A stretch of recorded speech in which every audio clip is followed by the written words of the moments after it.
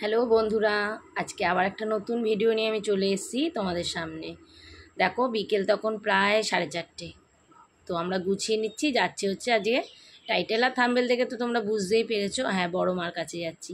সপরিবারে যাচ্ছি, এদিক দিয়ে বোনরাও যাচ্ছে, টোটাল আমরা 10 জন যাচ্ছি। আর বড় মার কথা তো এখন আর বলার কিছু নেই, সবাই জানো, মানে জগৎ বিখ্যাত এখন। মানে বড় মার একটা বাণী আছে, ধর্ম হোক যার যার, বড় মা হচ্ছে সবার।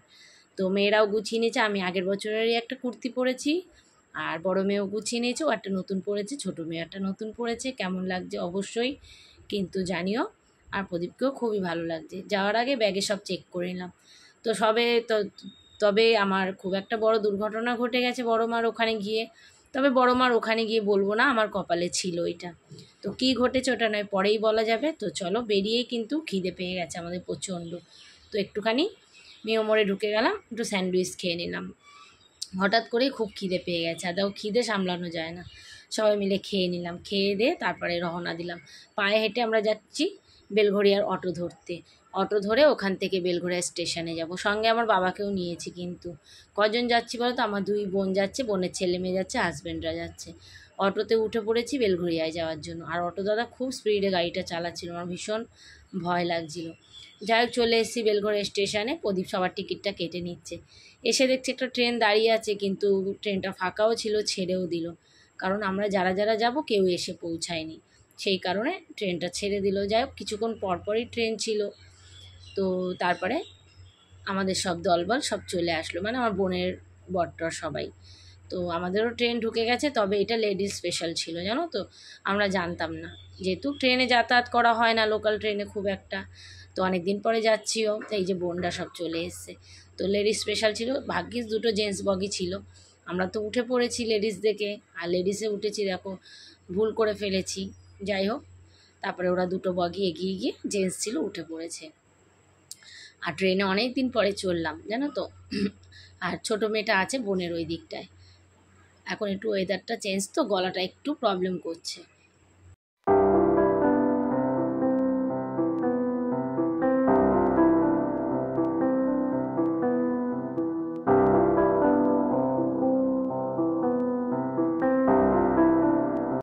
দেখতে দেখতে চলে আসলাম নৈহাটি স্টেশন। আর কি ভীষণ যে ভিড় দেখো, মানে মানুষের ঠেলাঠেলি। সব লোক মনে হয় বড় মার এখানেই চলে এসছে। হ্যাঁ, যাই হোক, সবাই তো বড় মার কাছে আসে না বড় মার দর্শন করতে আমাদের মতো। তো চলো, যাই হোক, ভিড় হোক যাই হোক, ঠিকঠাক করে পৌঁছেছি বড় মার কাছে। তবে এবারে খুব বাজে সিস্টেম করেছে, জানো তো বন্ধুরা। প্রচুর ঘুরিয়ে ঢুকিয়েছে। এই যে স্টার্ট হলো বড় মার কাছে যাওয়ার লাইন। তবে বড় মার কাছে ঢোকার আগে অনেকগুলো প্যান্ডেল এদিকে পড়ে, সেগুলোকে আমরা আগে দেখে নেব। ফার্স্ট প্যান্ডেলে চলে এসেছি। তো এই প্যান্ডেলটাও খুবই সুন্দর করেছে, লোহা লক্কর দিয়ে ভীষণ সুন্দর করেছে। জানি না তোমরা ভিডিওতে কতটা বুঝতে পারছো। আর এখানে গিয়েও জানো আমাদের একটা ঝামেলা হয়েছে। ওই যে দড়িগুলো ফেলে, আমরা মহিলারা আগে চলে এসেছি, আমার বর পিছনে পড়ে গেছে। তো আমি একটা দাদাকে রিকোয়েস্ট করলাম, ভলেন্টিয়ার দাদা, সে আমার থেকে অনেকটা বড়, দাদা ভাই একটু আমাদের পিছনে 2জন আছে, ছেড়ে দেবেন। উনি আমার সঙ্গে খুব রুডলি ব্যবহার করলো। হ্যাঁ, কেন ছাড়বো, দাঁড়িয়ে থাকতে হবে। তো যাই হোক, ওনাদের সহকর্মীরা বুঝতে পারলো, আর ভলেন্টিয়াররা তারা বললো তুমি এটা ভুল করেছো। তো আমার হাজব্যান্ড তো একটু চেঁচিয়ে উঠেছে, স্বাভাবিক, একটা মহিলার সঙ্গে যেভাবে কথা বলছে। মানুষ যে কেন এরকম করে বুঝে পারি না। তো ওনাদের সহকর্মীরা বুঝতে পারলো যে ওনারই দোষ, তো আর কথা বাড়ায়নি। চলো, ঠাকুরটা দেখো, অপূর্ব সুন্দর হয়েছে ঠাকুরটা, এত সুন্দর, মানে ভাষায় প্রকাশ করা যাবে না। মানে 6জন ঠাকুর, 5জন সরি, তো আমার জানা নেই এটা কি। যাই হোক, তারপরে নেক্সট আর একটা প্যান্ডেলে চলে আসলাম। এটা হচ্ছে পিরামিডের মতো করেছে, মানে মিশরের একটা ইতিহাসে আমরা পড়েছিলাম, সেটা তুলে ধরেছে। ভেতরে আর ঢুকলাম না, বাইরে দিয়েই দেখা যাচ্ছে। দেখতে পাচ্ছ খুবই সুন্দর, শোলা দিয়ে করেছে। তো পরের প্যান্ডেলে এবার যাবো। ওটা হয়ে যায় গাইস, বউ যেখানে ভয় নেই সেখানে বউ নেই, বউ আছে যেখানে ভয় নেই। ওই তো বউ যেখানে ভয় নেই সেখানে একই তো হলো। এখন আমরা নৈহাটিয়ায় আছি বড় মার দর্শন করতে। প্রচুর লাইন, চারিদিকে ভিড়, একদম ক্যাওয়াস চলছে। কিন্তু এত ক্যাওয়াসের মধ্যেও মনে ফুর্তি আছে, মানে এসব কোনো ব্যাপার না আমাদের কাছে। টুরি পাচ্ছে না এখন, আর আঙুলে একটু প্রবলেম আছে।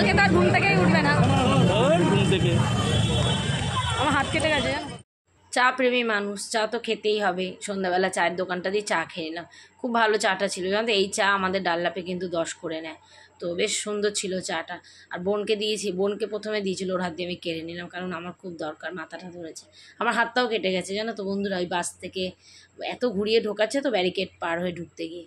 তো তারপর বড় মার কাছে যাওয়ার আগে আরেকটা প্যান্ডেল পড়লো, এখানে একটু সেলফি জোন করেছে, সেখানে সবাই ফটো তুলছে, আমরাও তুলেছিলাম। এটাও খুবই সুন্দর করেছে এই প্যান্ডেলটা, মানে গ্রাম বাংলা নিয়ে তুলে ধরেছে, চাষবাস, তারপর ঢেকিতে ধান ধান মানে ধান ভাঙছে, সবটাই তুলে ধরেছে, ভীষণ ভালো লাগছিলো জানো তো। যাই হোক, এখনও ঢুকতে পারিনি, এরা ফটো তুলবে বলে দাঁড়িয়ে আছে, যে সেলফি জোন করেছে, খুবই সুন্দর সেলফি জোনটা করেছে। আর ক্যামেরাম্যান হচ্ছে আমার হাজব্যান্ড। আর খুব জোরে জোরে জানো তো বক্স মানে ডিজে চলছে, আমার বর দেখো না নাচতে শুরু করেছে। বেশ ভালো ছিল নাচটা না? একটু কমেন্ট করবেন তো কেমন হয়েছে নাচটা, বেশ ভালো লাগছে নাচটা করছে আর আমরা দাঁড়িয়ে দাঁড়িয়ে আসছি। যাই হোক, এরকম দেখো, ঘুরতে বেরিয়েছি বলে শুধু ঘুরবো চলে আসবো তো হবে না, একটু তো মজা করতেই হবে না? এই তো পুজো পুজো পুজো শেষ, তাই না? চলো এবারে ভেতরে যাওয়া যাক, তোমাদের একটু দেখাই ভেতরটা। আমরা তো দেখে এসছি, তোমরা যারা ঘরে বসে থাকো দেখতে পারো না, অনেক মাসিমারা আছে যেরকম আমার মা, ভিডিও দেখার অপেক্ষা করে। তো যাই হোক, পায়ে ব্যথার জন্য পারে না ভিড়ভাড়, আর রিক্সও নিই না আমরা জানো তো, পরে কষ্ট হয়, এই আর কি। তোমরা প্যান্ডেলটা দেখো।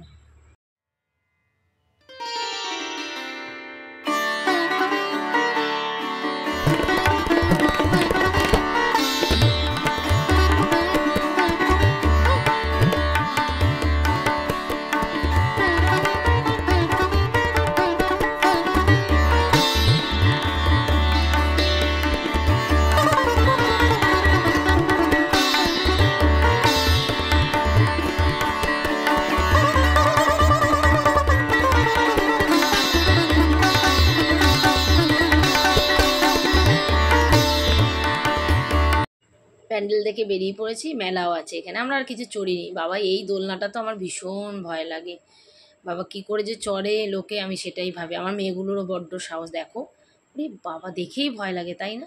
তোমরা কি চড়তে ভালোবাসো? আমি একদম ভালোবাসি না। তারপরে বড় মার দিকে যাওয়ার লাইন পড়েছে, দেখো এখানে হঠাৎ করে দেখছি কারেন্ট চলে গেছে, আর বাচ্চাগুলো ভীষণ কষ্ট পাচ্ছে গরমে। তো আমার হাজব্যান্ড ভাগ্যিস আমার ছোটো মেয়ে একটা পাখা নিয়ে গেছিলো, সবাইকে একটু করে হাওয়া দিচ্ছে বাচ্চাদের, মানে যার যার দিকে হাতটা যাচ্ছে, এই আর কি। তারপরে চলে আসলাম আর একটা প্যান্ডেল, এবারে বললাম না প্রচুর ঘুরিয়ে ঢুকিয়েছে।